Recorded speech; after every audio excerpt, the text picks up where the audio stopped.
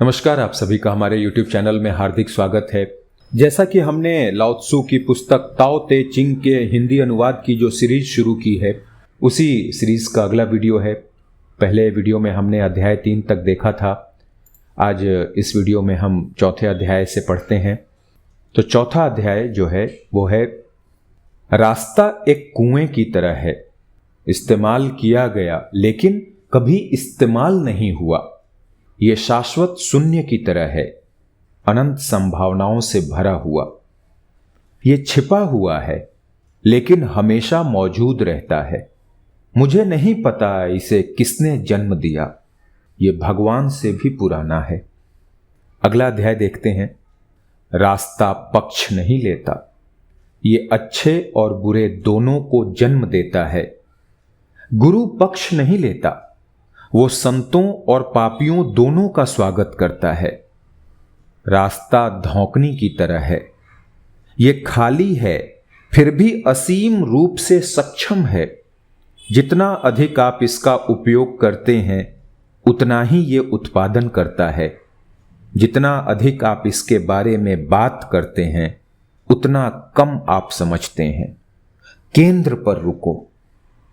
अगला अध्याय है, मार्ग को महान माता कहा जाता है। खाली लेकिन अटूट, ये अनंत दुनिया को जन्म देती है।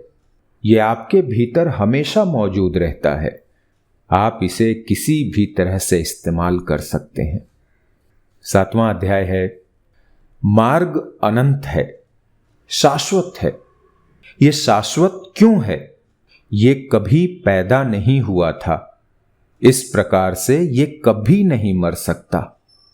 ये अनंत क्यों है? उसकी अपनी कोई इच्छा नहीं है, इस प्रकार से ये सभी प्राणियों के लिए मौजूद है।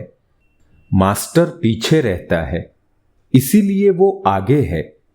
वो सभी चीजों से अलग है, इसलिए वो उनके साथ एक है, क्योंकि उसने अपने आप को छोड़ दिया है। वो पूरी तरह से पूर्ण है। अगला अध्याय है, परम अच्छाई पानी की तरह है, जो बिना कोशिश किए सभी चीजों का पोषण करती है।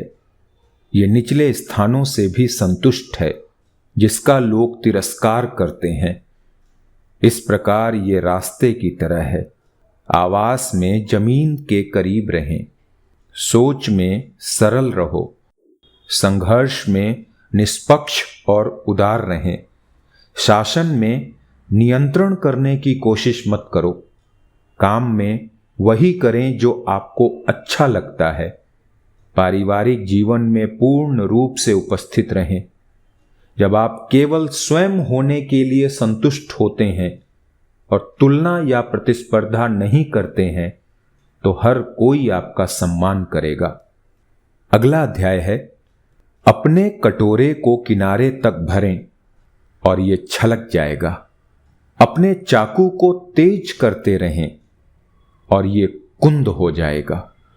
पैसे और सुरक्षा का पीछा करो और तुम्हारा दिल कभी खुला नहीं होगा। लोगों की स्वीकृति की परवाह करें और आप उनके कैदी होंगे। अपना काम करो फिर पीछे हटो, शांति का एकमात्र मार्ग। अगला अध्याय है, क्या आप अपने मन को भटकने से रोक सकते हैं और मूल एकता को बनाए रख सकते हैं?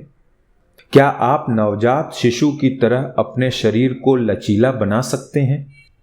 क्या आप अपनी आंतरिक दृष्टि को तब तक शुद्ध कर सकते हैं जब तक आप प्रकाश के अलावा कुछ नहीं देखते? क्या आप अपनी इच्छा को थोपे बिना लोगों से प्रेम कर सकते हैं और उनका नेतृत्व कर सकते हैं? क्या आप अति महत्वपूर्ण घटनाओं को स्वयं ही घटित होने दे सकते हैं? क्या आप अपने मन से पीछे हट सकते हैं और इस प्रकार सब कुछ समझ सकते हैं? जन्म देना और पोषण करना, बिना धारण किए रहना, बिना किसी अपेक्षा के कार्य करना, नेतृत्व करना और नियंत्रित करने का प्रयास न करना, ये सर्वोच्च गुण है।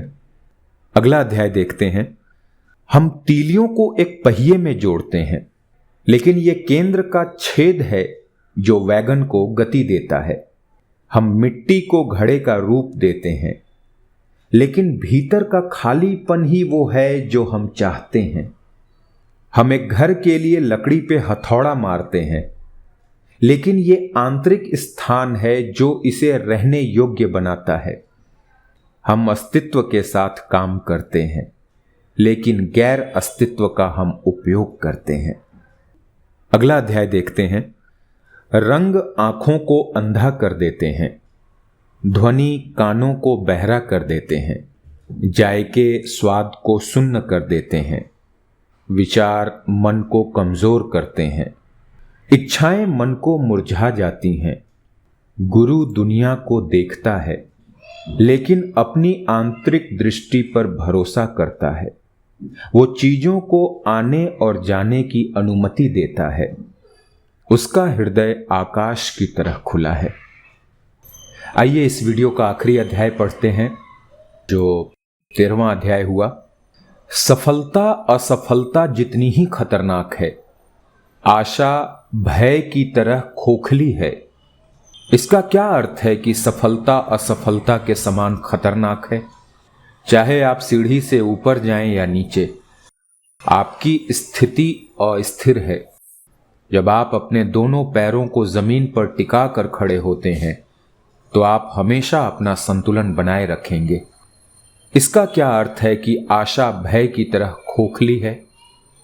आशा और भय दोनों काल्पनिक हैं, जो स्वयं के बारे में सोचने से उत्पन्न होते हैं। जब हम स्वयं को स्वयं के रूप में नहीं देखते हैं, तो हमें क्या डरना है? दुनिया को अपने रूप में देखें। जिस तरह से चीजें हैं उस पर विश्वास रखें। दुनिया को अपने रूप में प्यार करो, तब आप सभी चीजों की देखभाल कर सकते हैं। धन्यवाद। लगभग हम सभी अध्याय को समझ ही रहे हैं अपने अपने तरह से। मैं भी समझने का प्रयास कर रहा हूं। कई चीजें मुश्किल लग रही हैं, कई चीजें बहुत आसान हैं। पढ़ेंगे, बार बार पढ़ेंगे, समझेंगे, अवश्य बात समझ में आएगी। आप भी समझते रहिए, साझा करते रहिए। धन्यवाद। मुलाकात होगी अगले अध्याय में। जय हिंद।